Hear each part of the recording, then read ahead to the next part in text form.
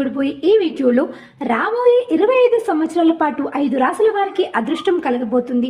ఆ అదృష్టాన్ని పొందబోయే ఆ 5 రాశులు ఏమిటో ఇప్పుడు తెలుసుకుందాం. ముందుగా మనం అదృష్టాన్ని పొందబోతున్న 5 రాశులలో మొదటి రాశి గురించి ఇప్పుడు తెలుసుకుందాం. 25 సంవత్సరాల పాటు అదృష్టాన్ని పొందబోయే మొదటి రాశి మేషరాశి. ఈ మేషరాశి గల విద్యార్థులు ఎవరైతే చదువు పూర్తి చేసుకుని ఉద్యోగాల కోసం ఎదురు చూస్తున్నారో వారికి అదృష్టం కలగబోతుంది.